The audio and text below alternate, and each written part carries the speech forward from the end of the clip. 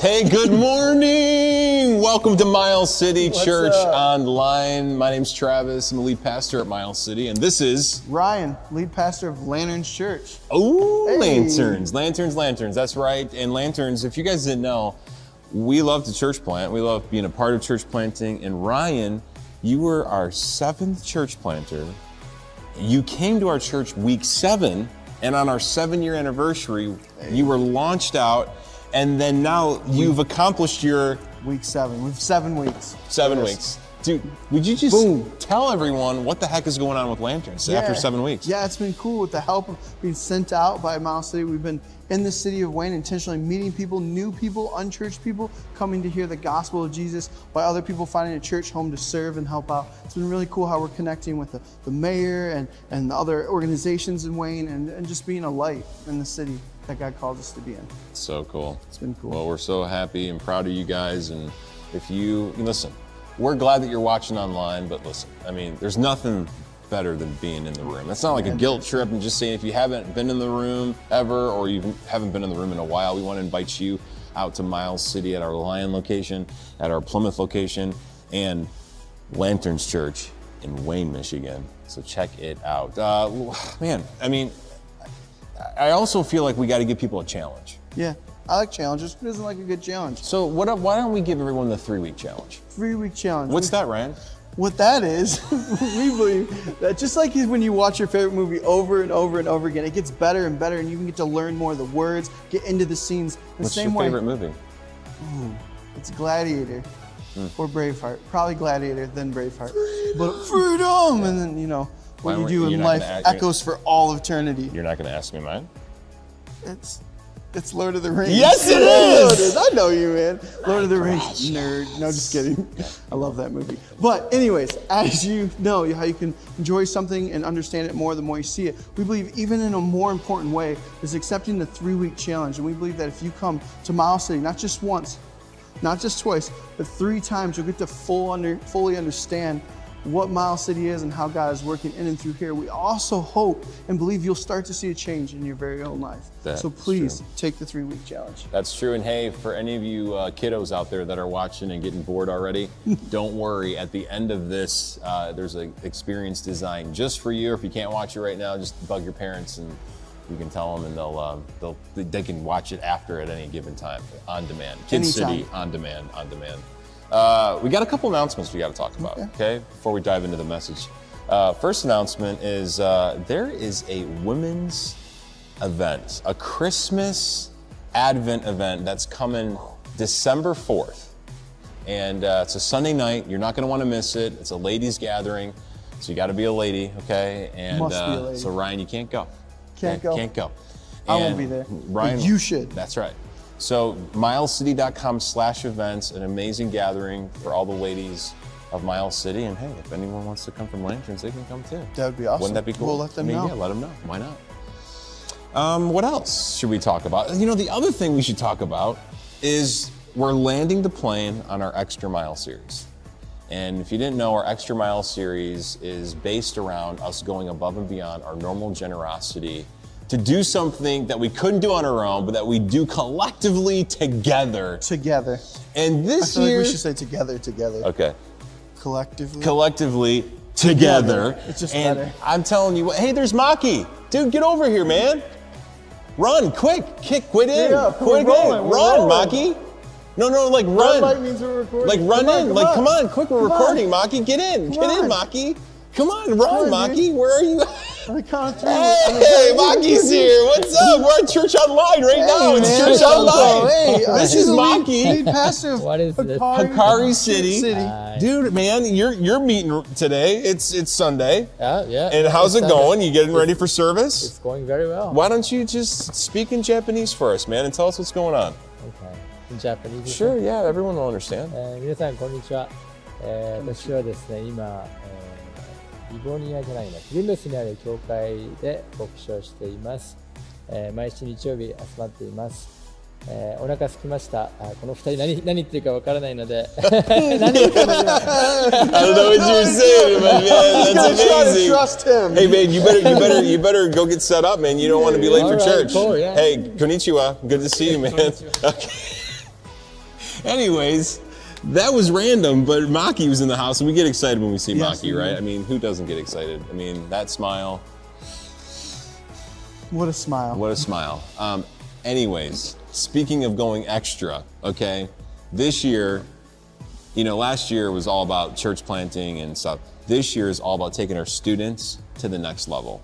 And man, we really believe that if we want to see revival in our city, it's all about empowering, strengthening, equipping the next generation. And man, we're excited about our student program, and we're excited to take it to the next level. You've been a part of that in Yeah, the past, for and years. so there's a lot of fire going on right now. I mean, just tons of fire everywhere in the hearts of students. And so instead of us just babbling on about it, why don't you hear from them?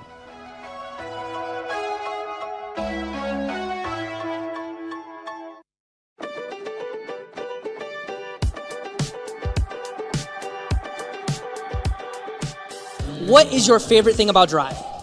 Ooh, my favorite thing about Drive is definitely our student worship and the community. Oh, the community for sure. I love spending time with everybody, greeting new people, and just like having a good time here. You know, my leader Mills over here is my brother for real. You know what I'm saying? But yeah, it's a good time here. You know, just it's a vibe for real. What is your favorite thing about Drive? It's probably the people here and the services. I love the leaders here. The leaders here are amazing. They just really brighten up my week. What is your favorite thing about Drive? Everything. Being able to see all my friends here, having fun, playing games, just having a great time learning about God. My favorite thing is definitely the community and how like I feel connected to everyone. Like I feel like I know everyone and that like I'm close to everyone and I could talk to any of the leaders and that it's like I feel very welcome. Like I could come here with like any problem and they would welcome me and pray over me about it, and like I feel like the community just is really connected and like close. And how has Drive changed your life? It's camp has inspired me to get baptized, and it helped me grow in my faith with God. Having a good community around us with our leaders too, pushing me closer to God. It changed my life because it's a place where I can, well, just kind of learn about God, be with friends, talk about my feelings, like somewhere I can go for safety. How has Drive changed your life? It's really made me closer to God and just closer with all my friends and growing in my relationship with God with them. I mean, it gets you closer to God and closer connections with other people and friends, and get you closer with them. Drive is like with all high schoolers and middle schoolers, it feels like it's towards me, like I'm the person that they're talking about or that they're connecting to.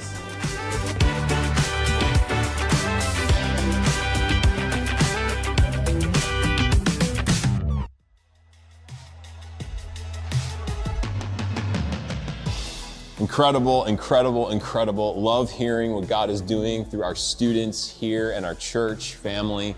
And so, Miles City family, man, what better way to invest in the next generation? And so, we just want to encourage you. Again, it's going to take 100% of us. It's going to take all of us saying no to something that we love, to say yes to something that we love even more. That's right, to say no to something that we love, to say yes to something that we love even more. And so, you'll see right here in this link, Miles City Extra Mile, there's an online commitment card where you can make a one-time gift towards that, or you can kind of space it out throughout the month and divide it throughout the whole year. And so just prayerfully consider what that means for you and your family. We've talked about specifically all of us thinking about our own kids or grandkids, or if we don't have kids, in a sense, adopt kids. We have 200 kids that come regularly on a regular basis.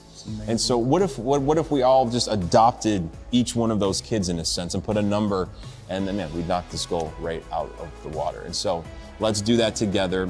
And now, right now, we're gonna throw it to land the plane of our Extra Mile series, as we've been looking at the life of teenagers and how God has done incredible things through teenagers to change the world.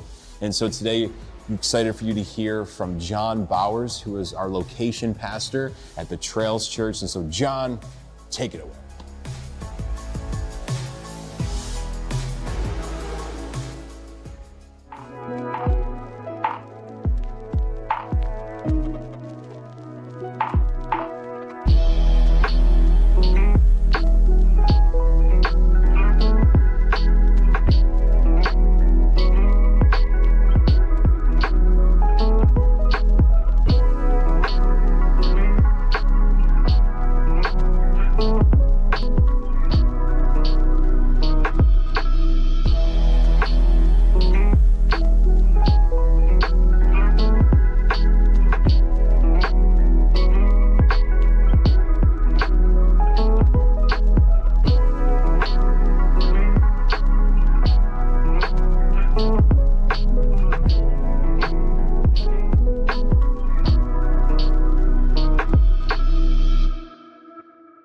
Good morning, church family. So glad you're here with us today as we wrap up our Extra Mile series, XYZ.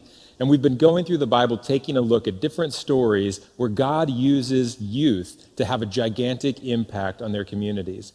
And today we're going to take a look at a story of a little girl.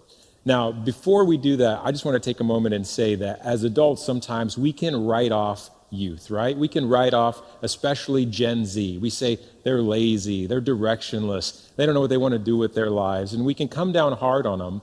But the reality is sometimes they are the most suited people for specific things that God is calling them to do, things that we may not recognize as gifts, but they're gifted at. It reminds me of when I was younger. When I was younger, I was a valet at a casino, actually.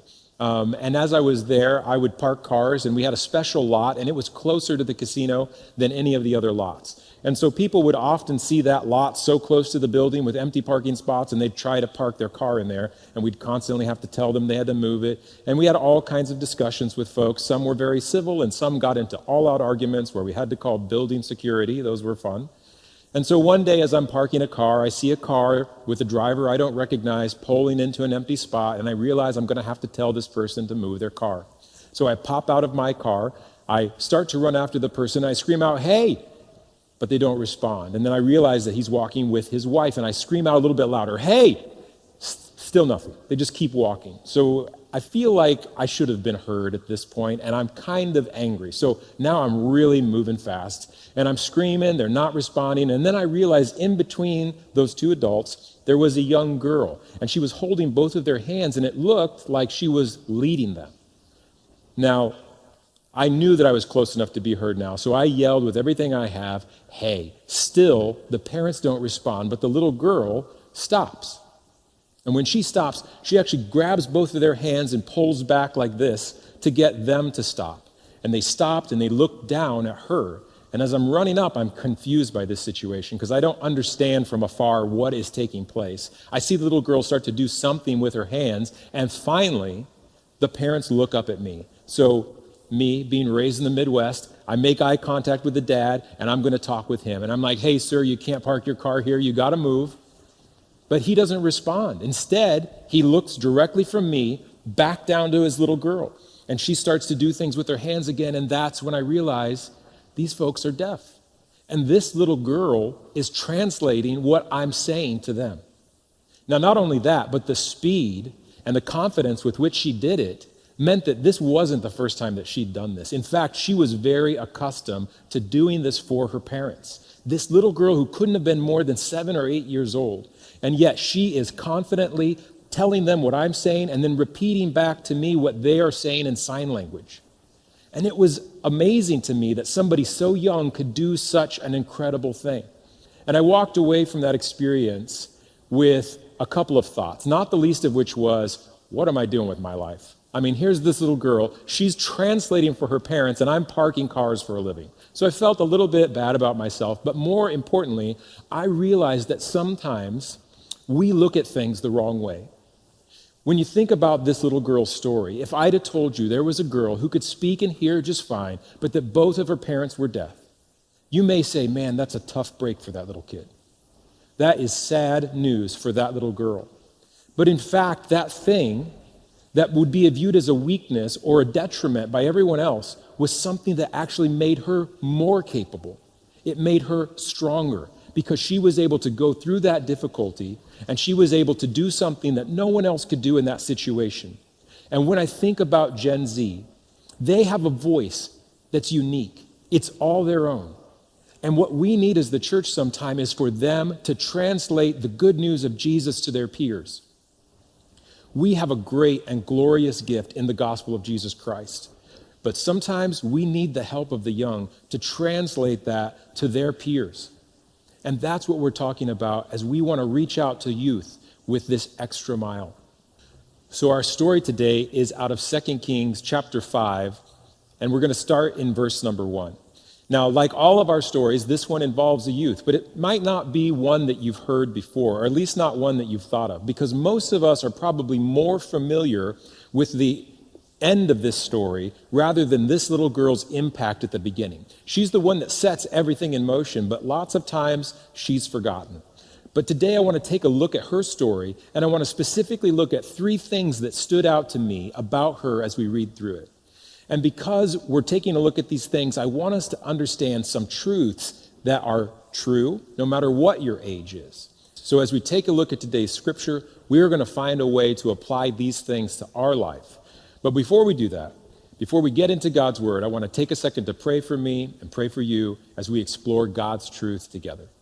So Lord, I just pray that you bless this time that we spend in your word together, Lord, that you would give us a real clarity about these truths, about these capabilities, these characteristics of this little girl, and how we can apply them to our lives today, Lord, as you continue to teach us through your word. In Jesus' name, amen. So our story starts, like I said, in 2 Kings chapter 5, verse 1. But before we get there, I just want to take some time to set the framework historically so we can understand exactly what the world was like at this time. Now, at the time, there was a nation called Israel. And at one point, they were an extremely powerful nation. They reached their pinnacle as they had a leader named David and then his son Solomon, who would bring the nation up to such heights that other nations would actually bring their leaders to Israel to learn how to do things. And Israel was a great and mighty nation, but over time, Solomon became influenced by the wives that he took from other nations and the gods that they served. And so by the time we got to the end of Solomon's reign, the nation had become pretty lukewarm in its faith. And by the time Solomon dies, the nation actually splits in two. It becomes fractured and divided. Does that sound familiar? A once proud nation that worships God, but suddenly loses its way and becomes fractured and divided? No, probably not. But our story today starts in a nation that's framed in this way. This little girl, she was raised in a nation where God had once been prominent, but had now been put on the back burner. The nation was split into 2 kingdoms, the northern and the southern kingdom. And the problem was the place that everybody worshiped up to that point was Jerusalem. But now Jerusalem was located in the southern kingdom. And because the northern kingdom didn't want its people going to the southern kingdoms for fear that they may switch allegiances, they decided to come up with their own place of worship. And unfortunately, they also decided to come up with a new religion, and they fell into idolatry.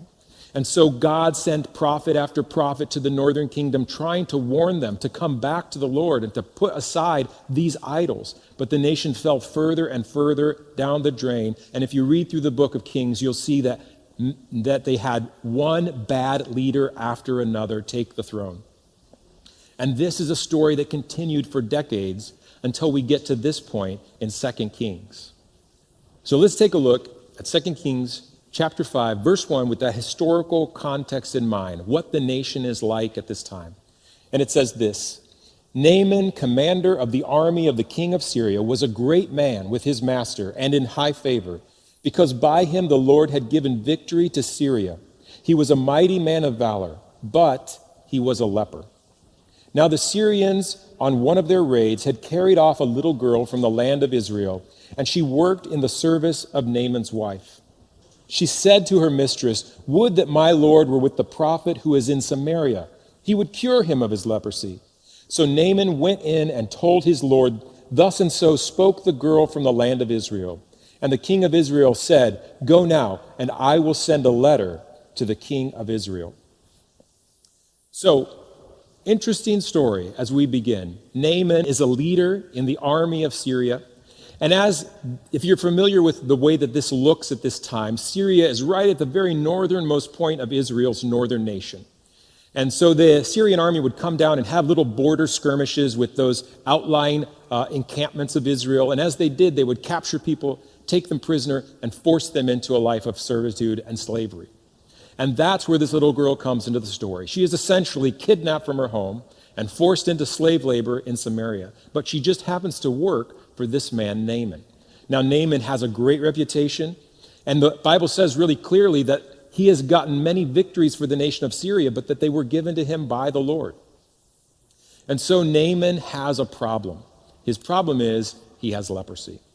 But this little girl has a few key characteristics that I believe lend themselves to an incredible impact in this story. And the first one that I want to point out as we read through this story is her reputation. Her reputation. Now, reputations we talk about all the time. We all know what a reputation is, right? It's the thing that we earn by the things that we do. Our reputation, good or bad, is something that we've typically earned. But this little girl had such a reputation that not only when she spoke was she listened to, but that what she said was acted upon. And that's pretty incredible considering the station that she operates in this house. She's a slave girl. But she must have done something to show these people that she could be counted on, that she was reliable. She had set such a good standard for her reputation that when she mentions the prophet in Samaria, they're ready to go right then, including the king of this nation, Syria. What an incredible reputation she must have had. We know that if this little girl was lazy or unreliable, that she wouldn't have been taken seriously, because we've all got those people in our lives, don't we? The ones who, when they speak, we stop what we're doing and we pay attention because we know from their reputation that what they're going to tell us is important, that it will mean something, that it will have an impact. And we have those people in our lives that when they speak, we roll our eyes, right? It's like, okay, let's see what so-and-so has to say. And they've usually earned that by a reputation of not following through with the things that they said they would do, a reputation of not being reliable.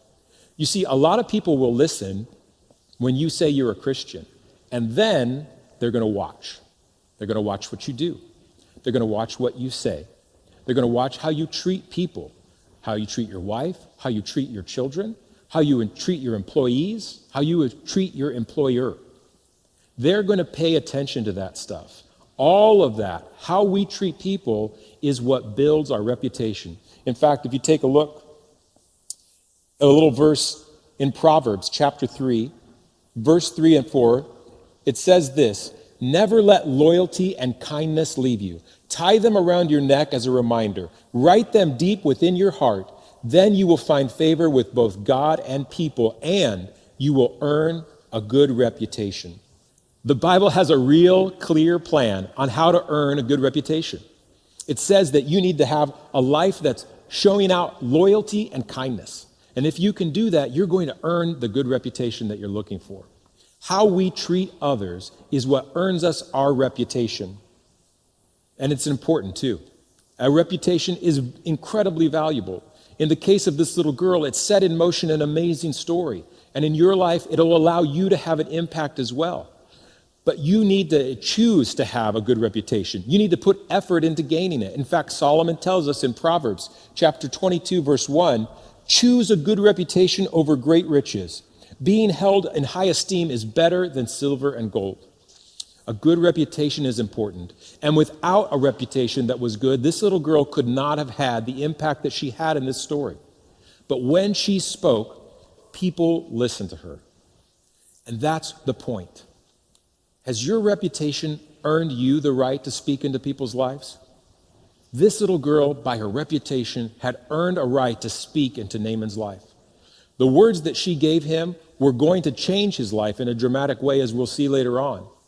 But lots of times when we're trying to communicate with others, we don't realize that there's something in the way, and lots of times it's our reputation. We need to be careful and make sure that we keep our reputation good. Let's look at it this way. If you had a neighbor and every day he came home and he kicked his dog, he screamed at his kids and screamed at his wife, then one day he knocks on your door and wants to talk to you about the love and grace of Jesus Christ, you're probably going to pass. Not because the love and grace of Jesus Christ aren't real and great things, but because you don't trust the messenger. Your reputation is incredibly valuable. This little girl's ability to have an impact in Naaman's life started by the choices she made before she ever spoke those words to go see the prophet. She had built a good reputation, and that gave her the right to speak into Naaman's life. The second thing that impresses me about this little girl was her faith. Her faith. We talk about faith a lot, especially in a church. We think about what it means and what it doesn't mean. But the important thing to remember in this situation is that this little girl wasn't in ideal circumstances. She'd been kidnapped from her home, forced into slavery. She'd probably been taught about God, but she'd seen a nation crumble around her because they didn't actually follow through on the things that they said they believed.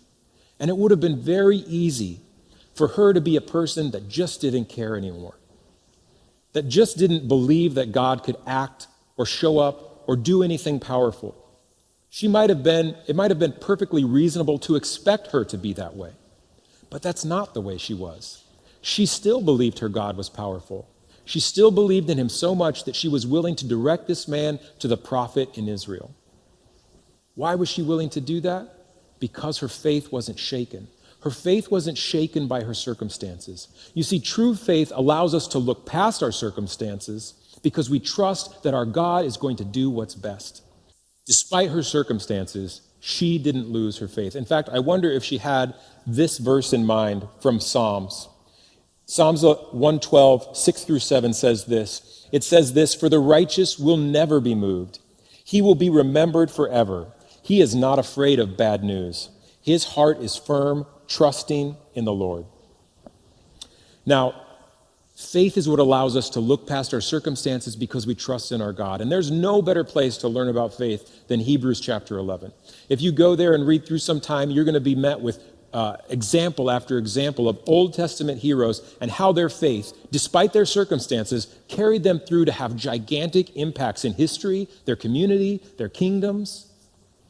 It's an incredible lineage where faith allows us to overcome our circumstances like this little girl. She didn't let her circumstances hold her back. She didn't let her circumstances diminish her God. Instead, she believed in her God despite her circumstances, as did the people in Hebrews chapter 11. In fact, Hebrews chapter 11 sums it up this way. If you go to Hebrews chapter 11, verses 33 and 34, it says this, "By faith, these people overthrew kingdoms. They ruled with justice and received what God had promised them. They shut the mouth of lions, quenched the flames of fire, and escaped death by the edge of the sword. Their weakness was turned to strength. They became strong in battle and put whole armies to flight."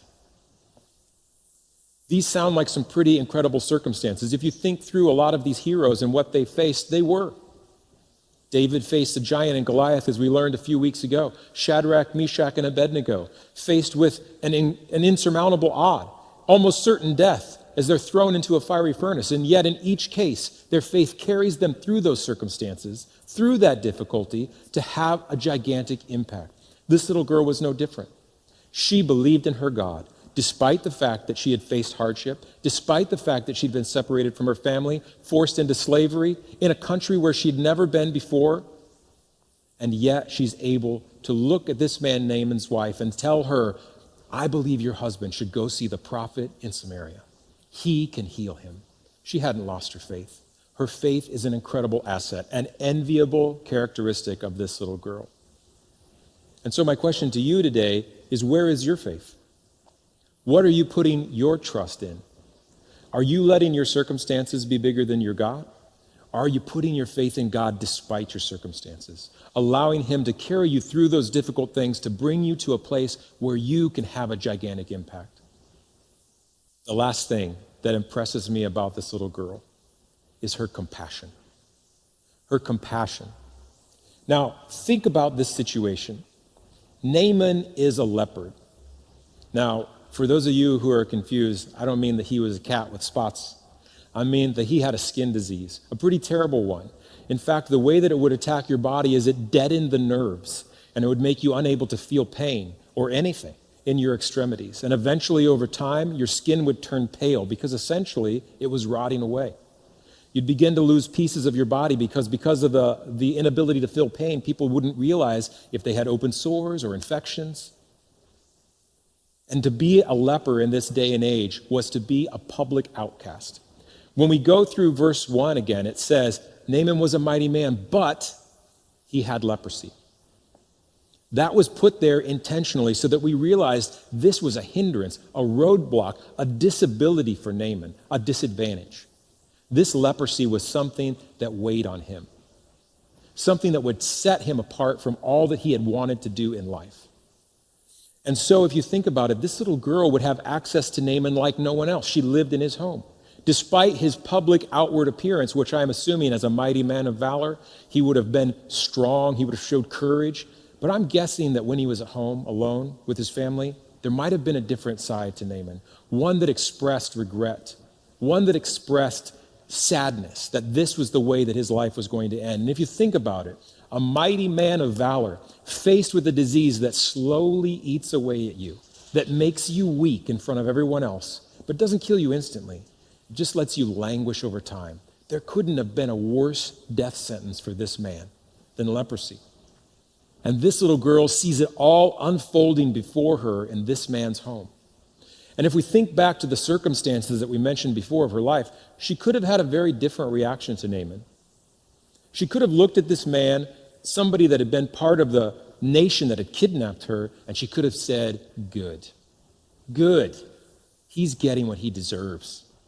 He's getting God's judgment. This whole wicked nation deserves leprosy just like Naaman. But that's not the way she responded. Instead, she showed compassion. Some of you in this room today might be in that same boat where your circumstances are difficult, and when we look at other people's pain, instead of feeling compassion, we're happy. We're glad that they're suffering too. Lots of times when people go through difficult circumstances like this, when they feel like they've been unfairly pushed into situations that they don't deserve, we can spiral out of control. And I see a similar pattern developing time and time again.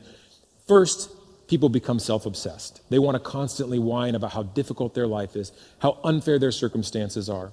And as they do that, they become more bitter and angry that this has happened to them. And as they become more bitter and angry, fewer and fewer people want to be part of their lives. And then they feel lonely, which starts the process over again. Now they feel that it's unfair, that they've been left by these people and they've been treated unfairly again. And they spiral down this hole of bitterness and anger. And bitterness and anger, just like Naaman's leprosy, is a slow killer of your soul. And the way through it is by compassion. Instead of focusing on your needs, focusing on the needs of others. This little girl's compassion shines through as she looks at this man who's suffering in front of her, and instead of seeing him as her enemy, instead of seeing him as her captor, she just sees this man's need and she wants to help. She's moved by compassion. That's illustrated for us in 2 Kings. If we go back to chapter 5, verse 3, and we look at a different translation, the New Living Translation, it reads this verse this way. It says, "One day the girl said to her mistress, 'I wish my master would go see the prophet in Samaria.'" In other words, this was her desire.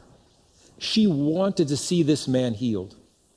This man who was a ruler in a nation that had kidnapped her, that had waged war against her nation, that had put her into a life of slavery. All that she didn't care about. It was her desire to see this man healed. She showed compassion. You see, compassion is the first step. Compassion is where we recognize the need. Compassion is always the precursor to generosity. Compassion is when we recognize the need. Generosity is when we step up to meet that need. Now, this little girl's generosity, it was very modest. She just had a bit of advice for this man to go see the prophet in Samaria. But yet, this little bit of advice had a resounding impact. If you're not familiar with how this story ends, Naaman does in fact go to see the prophet Elisha. Elisha has him dip in the Jordan 7 times, and Naaman is healed. But not only is he healed, his life is forever changed. He walks away from that experience, rejecting all the idols of his nation and saying, I'm going to worship the one true God, the God of Israel. Can you imagine when Naaman returns home and this little girl sees in front of her this man healed from his leprosy? But not only that, but now a fellow believer. They now share the same God. These people from two different nations, brought together by these strange circumstances, yet her reputation, her faith, her compassion, all led this incredible life change in Naaman. And here he stands before her, having listened to her. Can you imagine their relationship after this? Would he ever look at her the same way again? Would she ever look at him the same way again? Now they're fellow believers, following the one true God, because of a few simple words that she spoke out of compassion, that she generously gave when she could have done nothing.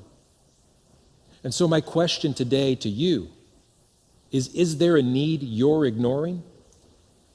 Is there something that you know that needs to be done? Has God already started to pull on your heartstrings about a situation, a person, a circumstance where you can be of help or assistance, but you're deciding not to do anything?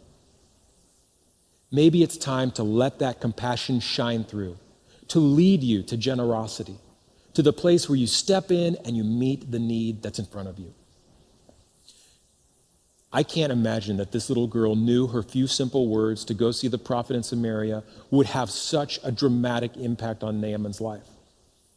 And as we look through Hebrews 11, I can't imagine that each of those folks, as they follow the Lord, thought that he would lead them to these incredible places of victory. But he did. And he will. He'll do it for you as well. Some of you today need to make the decision to take that first step of faith, to move where your compassion is leading you, to meet that need that's in front of you, whether it's extra mile or it's something closer to home, a neighbor, a friend, a family member.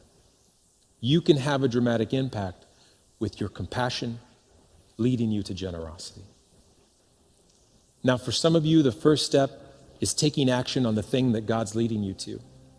And for some of you, God's leading you to take the very first step of faith, to meet him, to surrender your life to him. Maybe some of you have been running from this moment. You've been looking for any other way. But let me tell you, there is no other way. There's one way, and he wants to meet with you. This is your chance to make a move in the right direction, to step out in faith and give your life to Jesus Christ. If you want to make that move today, I just want you to pray this simple prayer with me. Dear Lord, I've been running. I've been looking everywhere to try to figure out the things that I need in my life, but now I realize you're the answer. I want to put my faith and trust in the work of your Son, Jesus Christ. I want to surrender my life to you so that you can use me to have an impact, just like this little girl from Israel. You can take little broken things and make them into things of such power that we could never imagine the impact that you will use our lives to create. Lord, I just pray for anyone who's making that response today, that you would meet with them, that you would show them that you're real, and that you would reach into their lives and help them understand how to follow through on these things, to build their reputation, to show their faith, to show compassion, and let that lead them to generosity. Thank you so much for being part of our series, XYZ, and thank you so much for being part of Extra Mile. We love and appreciate all that you bring to Miles City, and I pray that each of you will take these words today and allow God to use you to make an impact.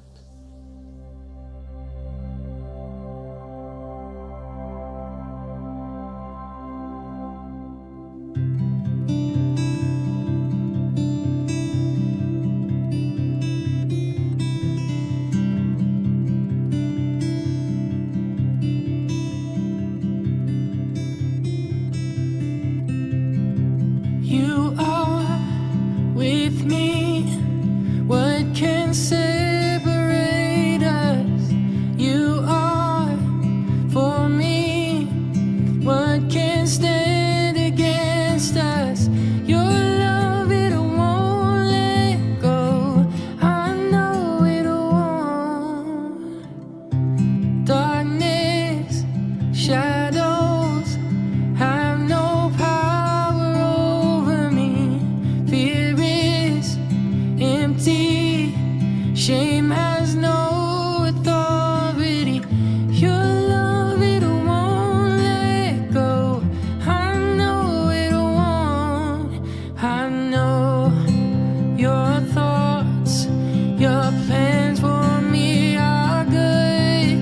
I know you hold my future in my hope.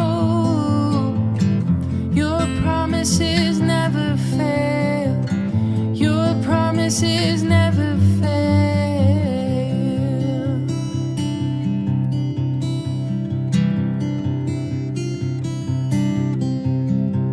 Healing, freedom, as you speak favor over me.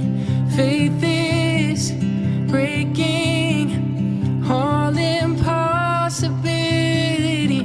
Your name has overcome. Your name alone. I know your thoughts, your plans for me are good.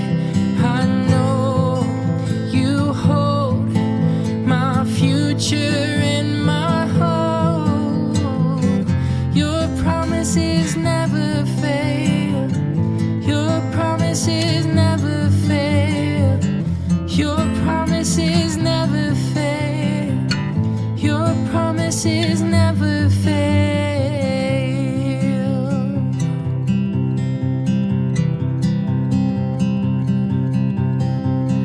I am standing on every promise that you made. I will see it come to pass in your name, in your name. Jesus, I will trust every word I hear you say. I will see it come to pass in your name, in your name. Oh, I am standing on every promise that you make. I will see it come to pass in your name, in your name. Oh, Jesus, I will trust every word I hear you say. I will see it come to pass in your name, in your name. Oh, I will see it come to pass in your name, in your name. Oh, I will see it come to pass in your name, in your name.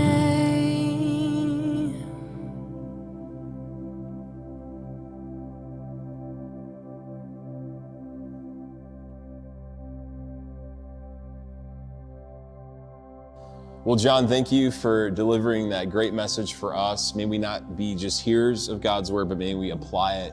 And listen, if you made a decision, we want to encourage you not to walk alone, right, Ryan? Yeah. Like, don't walk alone. Moving together is better. And so you can just text the number on the screen there, and we want to celebrate with you. We want to answer any questions you have. If you don't end up texting, then we want to challenge you. If you put your faith in Jesus for the first time, just tell someone. Yeah. Let someone else know about this life-altering, eternal-altering decision that you've made. And remember, when you're driving around the town and you see the mile signs, Pray for the Mile City. No, you were waiting for me to say it. I was gonna hand signal it. I don't know. Whatever.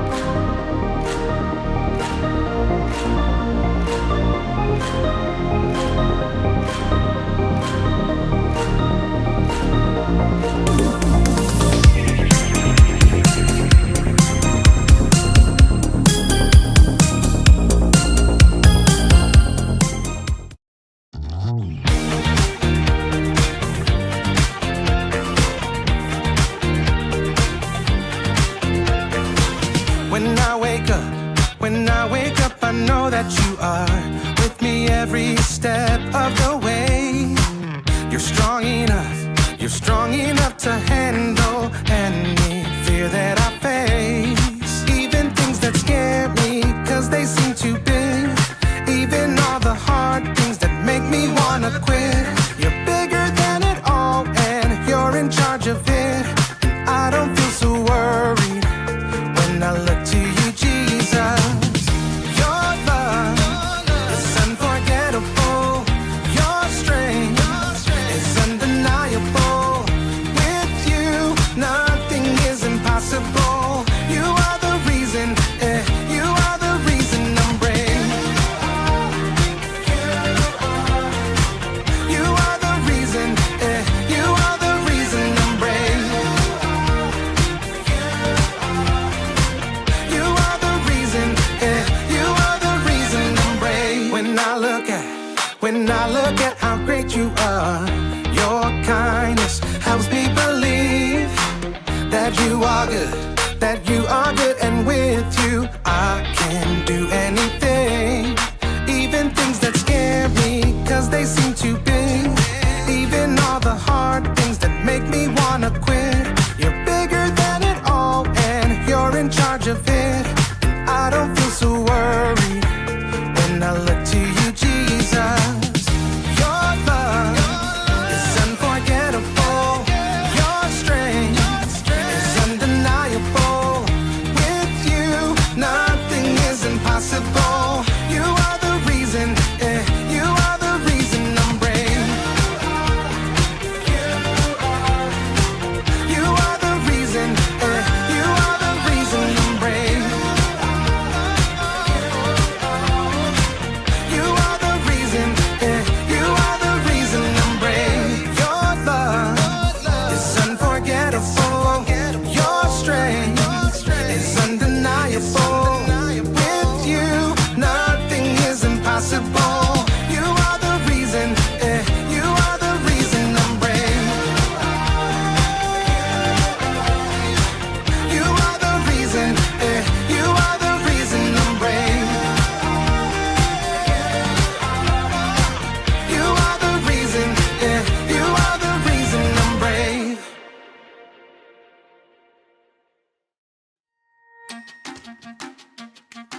Welcome to Story Lab.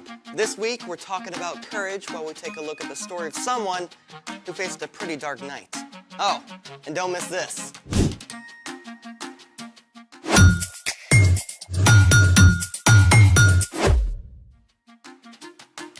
Hey, I'm Amaya. And I'm Zeke. And we're talking about courage. That's being brave enough to do what you should do, even when you're afraid. Even when something unexpected happens. Unexpected? How do you feel about the dark? A little nervous. I mean, I can't see. Can we please have the lights back? Hey! Lots of people don't like the dark. So I thought we could try something to make dark fun. Oh, laser tag. Pew, pew, pew, pew, pew. Or something kids can try at home. Flashlight tag? Pew, pew, pew. Or glow in the dark slime. Oh, I've never made slime. Me neither. Alrighty then, let's make it. Okay, what do we use for this experiment? All right, so we have clear school glue, water, baking soda, and glow powder. First, we put in the glue.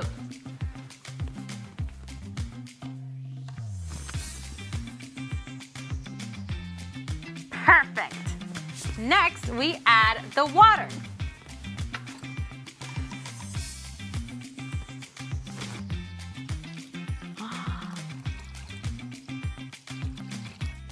Yes. Next, baking soda.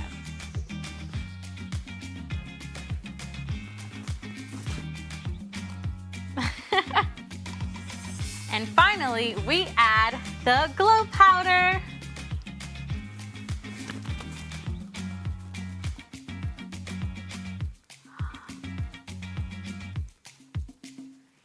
So pretty.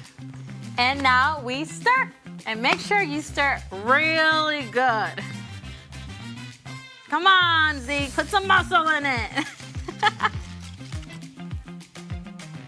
That is not slime. Not yet, because we still need slime activator.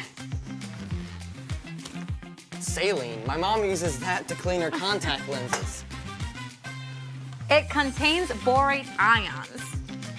Glue is made of long chains of molecules called polymers that slide easily past each other. When borate ions are added, they cross-link the protein molecules in the glue so they can no longer slide easily past each other. So borate ions glue the glue? Pretty much. Cool. Let's see what happens. Slime activate. All right, I'll pour it, you stir. Oh, I can already feel it hardening. So disgusting and weirdly satisfying. I know, right? Get the lights. Whoa. Look at it glow. That is so cool. Oh. I want some. It's all slimy. Oh. So cool. Oh, it's everywhere. Snot in my hands. Oh. I'm getting all of it. No. Woo! Ah! Okay, the dark can be pretty fun. Yes, unless you're joined in the dark by extra big, hungry cats. Is that a spoiler? Yes, it's time for... The story before the story.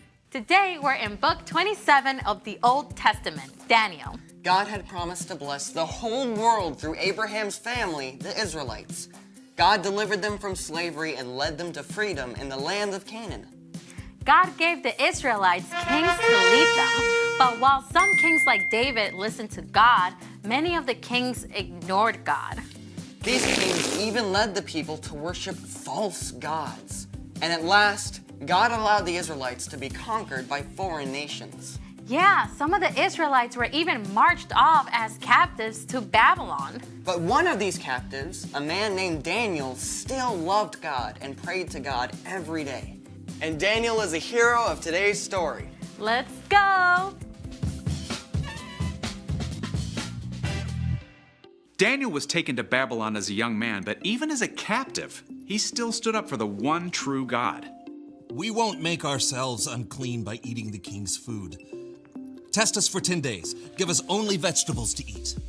God blessed Daniel and made him strong and wise. That wisdom and courage gained Daniel a lot of respect, and he actually served as an advisor to several foreign kings over his lifetime. One of them was King Darius, who conquered Babylon. Now, when King Darius took charge, he placed 120 officials over the whole kingdom and put 3 governors over them. One of these 3 men was Daniel. Daniel was so trustworthy and did such a good job that Darius actually made plans to put Daniel in charge of the other 2 governors. So when these other 2 rulers found out about the plan, they were pretty angry. They decided to find something wrong with Daniel they could tell the king about. But even though they spied on Daniel, they couldn't find a thing he'd done wrong. Not one single lie! But Daniel does have this thing about praying to his God. 3 times a day like clockwork. The jealous governors and officials perfected a sneaky plan and took it to King Darius. King Darius, may you live forever. You're so incredibly amazing. We think you should make a special command. What is it? For the next 30 days, no one in the whole kingdom can pray to anyone but you. I like it. And if they pray to someone else, they get thrown into a lion's den. Where do I sign? Oh, well, King Darius was so flattered that he gave orders for the law to be written down, and he signed it at once. And you have to know this. Once a law of the Medes and Persians was written down, it could not be changed, even by the king himself. When Daniel found out about the law, it would have been easy enough to change his routine and stop going home to pray every day. But Daniel's love for God was greater than his fear of lions. The next morning, as every morning, Daniel knelt in his room and prayed to God. Thank you that you are always with me, God. Help me honor you in everything I do. Daniel went to his room to pray again at noon and in the evening, even though he probably knew the other officials were watching him. And sure enough, they were delighted to find Daniel disobeying the king's law. Oh, they rushed after the king as fast as they could. King Darius, didn't you sign an order that for 30 days no one can pray to anyone but you? Huh? Oh, I did. Or they'd be thrown into a lion's den. Well, no one would risk it. Except Daniel! He still prays to his God 3 times every day. When Darius realized he'd been trapped, he was very upset. He didn't want Daniel to be harmed, but even he couldn't find a way around the law. So at sunset, the king called for Daniel to be brought out and thrown in the lion's den. Daniel, you always serve your God faithfully, so may he save you. Then Daniel was shoved into the dark den, and a stone was placed over the entrance. Now, we don't know exactly what Daniel felt alone in that deep, dark place with prowling lions. But in the palace, the king was so sick with fear he couldn't sleep. As soon as the sun rose, he hurried back to the lion's den. Daniel, you serve the living God. Has he been able to save you from the lion? Morning sunlight revealed Daniel with the powerful lions curled up around him, tame as house cats. My God sent his angel to shut the mouths of the lions. They haven't hurt me at all. Oh, lift him out of the den at once. Daniel was completely unharmed. The king was so amazed that he wrote a letter to everyone in the kingdom. I order people in every part of my kingdom to respect and honor Daniel's God. He is the living God. He has saved Daniel from the power of the lions. Daniel continued to serve the king, and because of Daniel's courage, every person in the land heard about the one true God. The end. A whole den full of lions. Daniel must have been so scared. Oh, for sure, but he could look back on the times that God had helped him. He trusted God to be with him no matter what. So, what's our part in this story? Well, okay, maybe your mom told you to take the trash to the curb hours ago, but you forgot and now it's dark. It might be tempting to just skip it, but you can trust God to be with you while you do it. Or maybe you have to give a book report in front of the whole class and it's your first time, so you're super nervous. It would be easy to just tell the teacher you lost your voice and can't quite do it. Yeah, but truth is, you can trust that God is with you even in front of the class.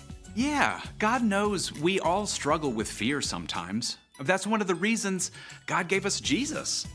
When we believe in Jesus and follow him, we have God's Spirit to help us face anything that comes our way, from a book report to a barking dog to a mean kid. I think we've got it.